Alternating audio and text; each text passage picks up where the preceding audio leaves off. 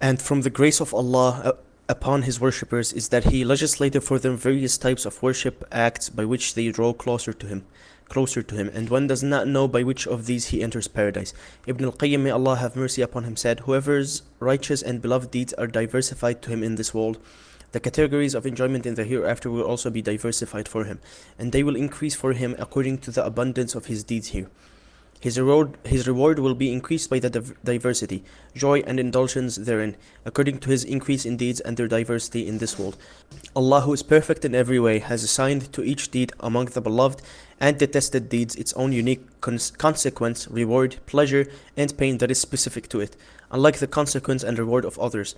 Thus, the pleasures of the people of paradise and the pains of the people of hellfire are diversified, as are the blessings and punishments in them.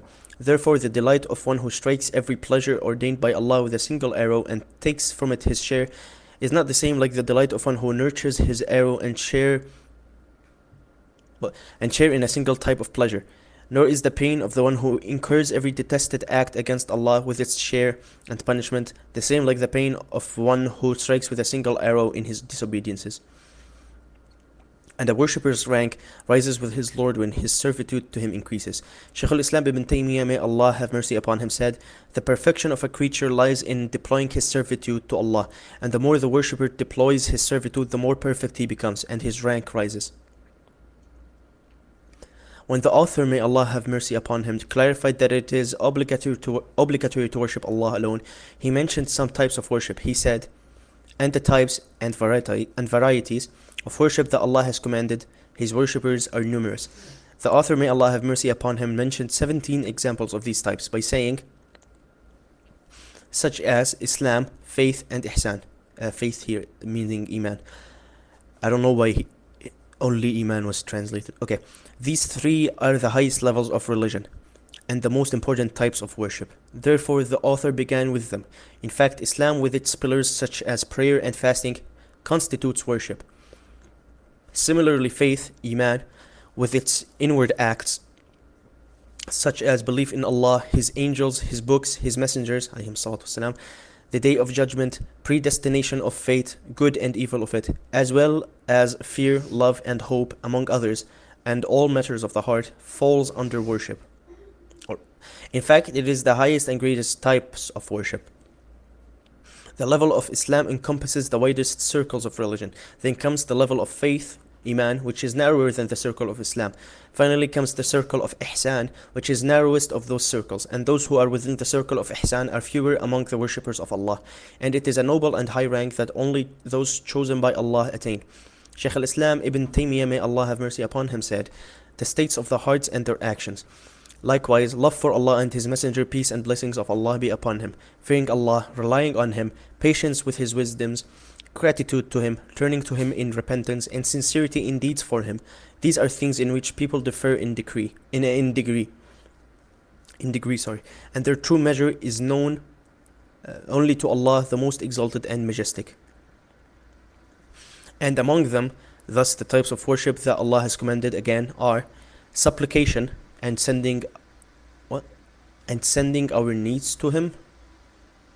In the original Arabic here, he said, ومنها أي من أنواع العبادة أيضا التي أمر الله بها الدعاء وإنزال الحوائج به سبحانه. استغفر الله العظيم. It means among the acts of worship is, from the acts of worship in short, is supplication, dua, which is calling upon Him, exalted is He, and presenting one's needs to Him. طيب. So this is the correct translation. And I want to comment here from dua. I have two types, dua al-mas'ala and dua al-ibadah. Dua al-mas'ala is if I say Ya Ahmad, says someone next to me or someone who hears me, or I'm calling him, or so his name's Ahmad. So I tell him, Ya Ahmad, give me please a glass of water. This is dua al-mas'ala. But this is allowed to be given to other than Allah in the case of that He is alive and He can do it and He hears me and so on. Then it would not be shirk. And the second one is dua al-ibadah.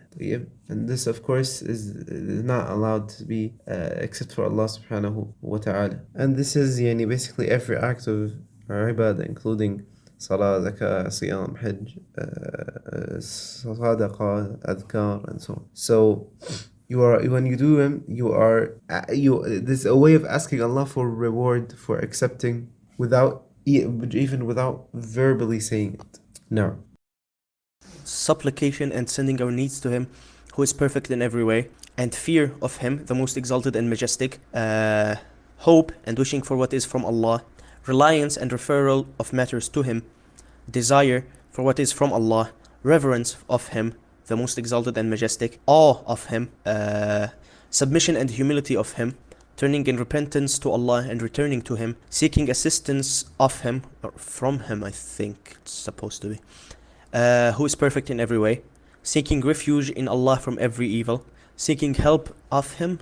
Again, I think it's supposed to be seeking help from Him, right? The most high and exalted in times of distress, sacrificing solely for Him, and also making vows exclusively to Him. Vows to or for, I have no clue. And other than that, among the types of worship in varieties that Allah has commanded of it. Likewise, honoring parents, maintaining family ties, hospitality to guests, good character, and everything else that Allah loves and approves of in terms of both outward and inward speech and actions. Shaykh al-Islam Ibn Taymiyyah, may Allah have mercy upon him, said, worship is a comprehensive term for everything that Allah loves and approves of in terms of both outward and inward speech and actions. So worship includes all kinds of obedience and encompasses perfect love, glorification, hope, and fear. Ibn al-Qayyim, may Allah have mercy upon him, said, worship combines the perfection of love with the perfection of humility and complete submission to the desires and commands of the Beloved. It is the ultimate goal that has no higher goal above it. But the translation here as well is not good. He said, Ibn Qayyim rahimahullah ta'ala said, العبودية تجمع كمال الحب في كمال الذل وكمال الانقياد وكمال الانقياد لمراضي المحبوب وأوامره،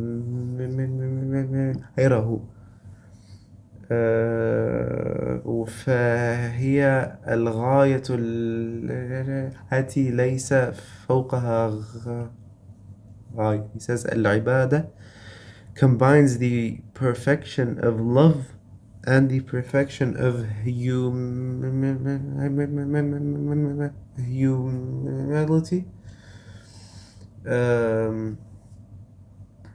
طيب, 1 second, I want to see what he said because I closed the English PDF and I'm here. Worship combines the perfection of love with the perfection of humility. This is also correct. This is as I said. And then he said, and complete submission to the desires and commands of the Beloved. No, it is and perfect submission or complete submission or perfection of compliance with what pleases the Beloved and with his commands. And not any what he said here. It is the ultimate goal that has no higher goal above it. It's the ultimate goal. I would say the same thing on this part. But subhanAllah, the entire thing, astaghfirullah al-Azim, subhanAllah. No, تفضل.